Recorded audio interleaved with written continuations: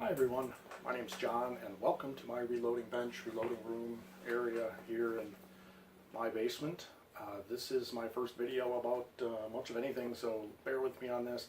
I have some notes taped right there to you that'll help me get through this without too much confusion in a orderly fashion and such. I mentioned yesterday on the Lee Facebook page that I was excited about what the UPS man was dropping off. And usually when that happens, aren't we all? I also mentioned that I would do a video on what I was doing and how to do it. There seemed to be at least a couple people interested in it. I've seen a couple videos on YouTube about it, but maybe kind of some poor quality and such. So we're going to try and go through this step by step. First off, we'll make this as easy as possible here. I've got 150 Winchester branded 25 Winchester short mag brass that we need to convert over to 300 Olympic super short mag because I have an AR-15 upper being built by Dedicated Technologies out of Minnesota. Currently there's only a couple of places that have this brass, and as far as I know it's converted brass as well, and it's expensive. That being the case, off Gunbroker, I was able to get this pretty cheap. By the time I get done screwing with everything, I'm going to have it for about half the price of what I could get it from somewhere else from. So we need to convert this over to 300. It's a pretty easy process, but it is rather time consuming screwing around loading things because it's not really a progressive press kind of deal. I was thinking about it, and I suppose there is a way you could do it on a progressive or on a turret, but I don't have the shell holder to do that, so we got to do it step by step, piece by piece here. So I'm sure there's plenty of you out there that know about fire forming. If anybody shoots any of the Ackley improved calibers or anything like that, I have a 7mm by 30 Ackley for a Thompson Center Contender that does the same kind of thing. It's got a sharper shoulder than a standard 7 by 30 Waters. This is the same type of thing. I've also converted some 30-06 up to 35 Whelen, which is nothing more than expanding the case neck, which you can do with a set of dies, but this would work for that as well.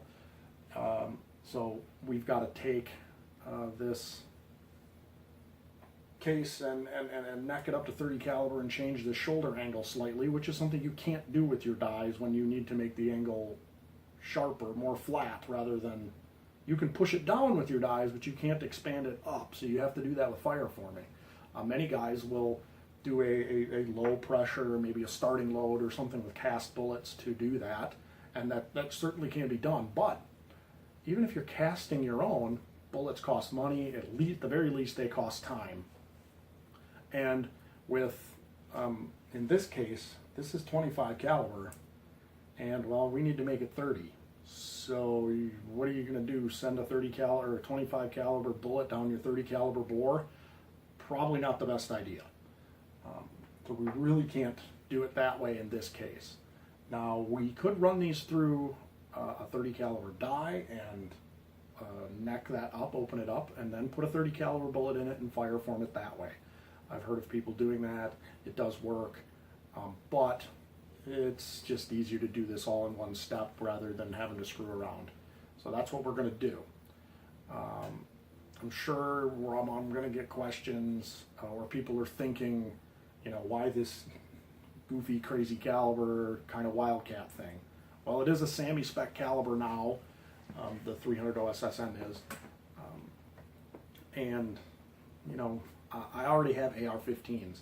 So one of the reasons is convenience. I already have them. I have plenty of lowers. I think I've got, 5, 6 uppers. So I didn't really want to go with something like an AR-10 sized rifle. I like the AR-15. It fits, it works. Cost reasons, I already have the AR. Why spend the money to work up to the AR-10 sized guns? Although I would like to do that maybe someday. Weight, AR-15 is a smaller gun. It's going to weigh less than the AR-10 in general. It's just kind of the way it is. You're losing an inch of gun. So or more. So it's just going to be lighter. One of the other things is ballistics. The 300 OSSM, the Olympic Super Short Mag, is ballistically superior to a 308. You're pushing 30-06 ballistics out of a AR-15, which is quite a feat. That's pretty amazing.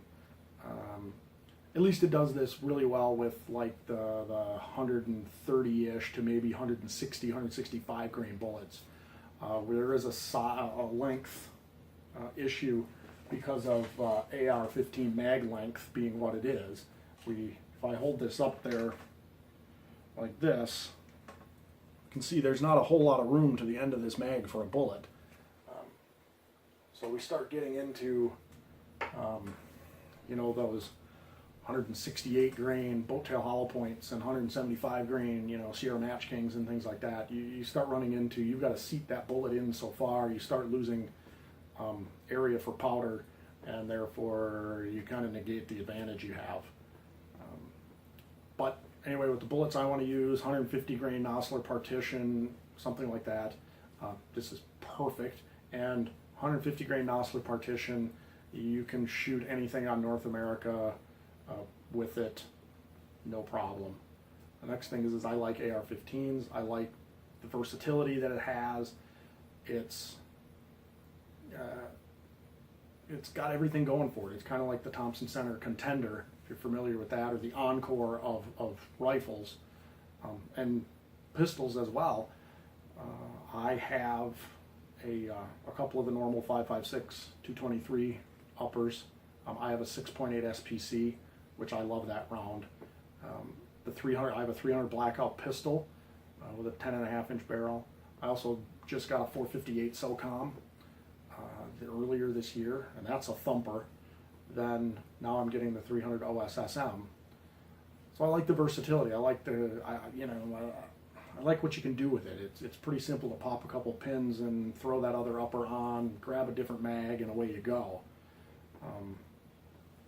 Those are kind of the reasons why I went the route I did.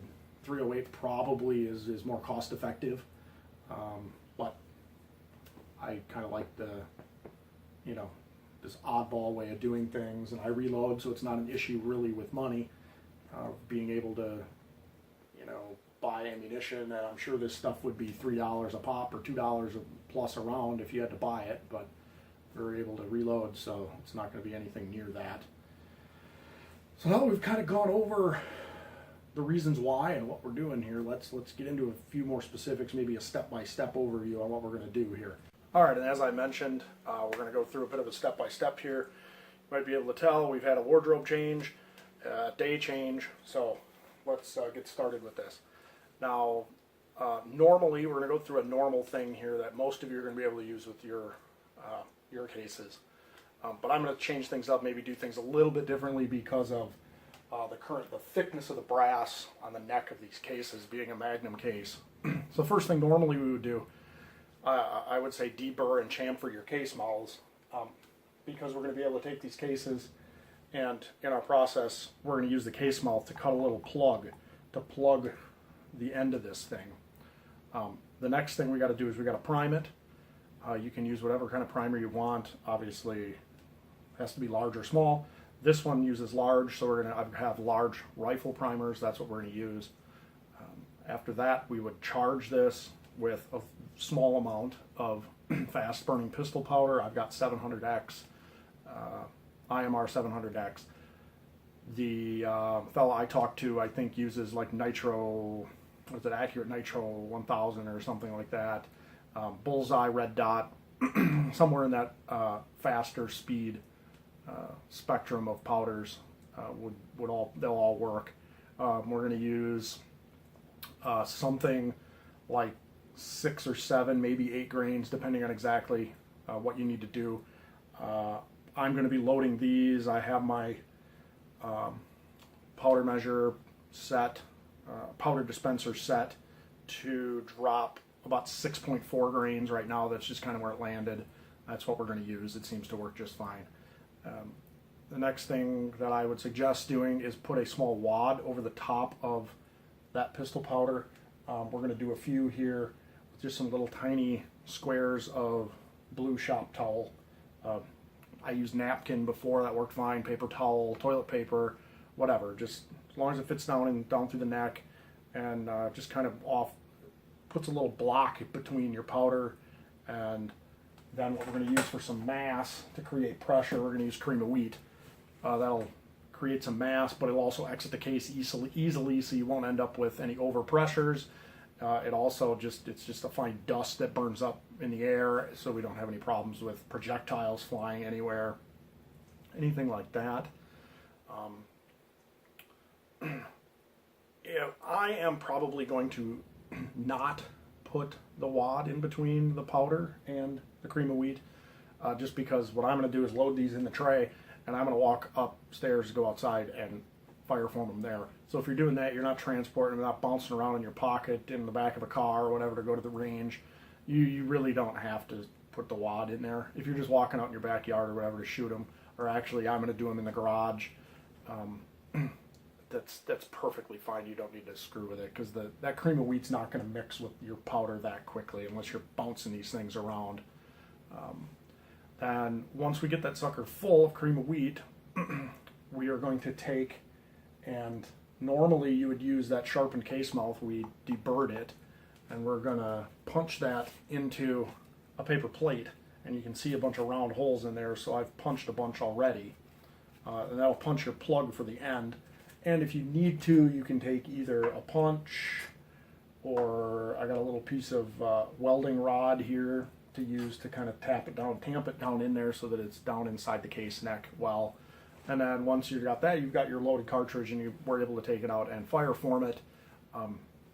You can use your normal rifle that you're going to use. I have a fire forming jig because my rifle is not done. So more or less what it is it's an AR upper receiver with a tiny little short barrel on it, but is incapable of chambering around with a bullet in it. So it's not a gun. It's not a short barrel rifle because it's not a gun, because it can't fire a projectile. It fires blanks, more or less, is what we're making. And so while we go through this, I'm going to have, obviously, I mentioned a few changes. We'll have a few different things we're going to do as we go through this. We'll give you a little up-close view as to what we're doing here, and go from there. All right, everybody. Welcome out to our firing range for this session. We've got our cases all set and ready to go here. They're all primed and charged and got the little plugs in the ends. We've got our fire forming jig here. Like I said, it's nothing more than an AR-15 upper on my lower, but it's unable to chamber around with a bullet seated. It does have the a hole in the end to let the pressure out and all that happy stuff, but it's not chambered right to be able to actually fit a loaded round into it, so it's therefore not a gun. It's not a firearm. Obviously we're inside, so we'll wear hearing protection. We'll shoot off a couple of these so you can see what happens here, and then I'll come back and show you kind of in the end.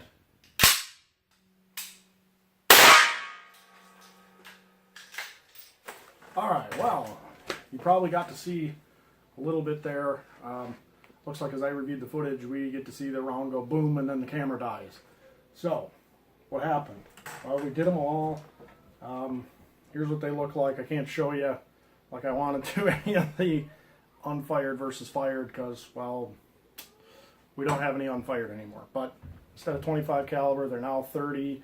The neck's pushed out perfectly, ready to go. We did have, I believe we had in this round of 52, there was 52 actually. There was 4 that split the necks. And all 4 of those I had marked while I was screwing with them because they had a defect in the neck. You could see a little spot where there was a fold or something in the brass. So that is going to happen. I have been told that Federal brass is better than this Winchester, but I didn't find Federal, I found Winchester. So here's what we got. So we're ready to go. when my dies arrive, we'll be able to go through and do our thing here with, you know, decapping, resizing, et cetera, and work on doing a load workup. And I will, if this video gets enough of a following, we'll go ahead and do another one, you know, loading and a little bit of the load development and whatnot on this 300 OSSM. So there's not a whole lot out there with it. So thanks for coming along with me on this. Hope it helps someone out, and have a good day.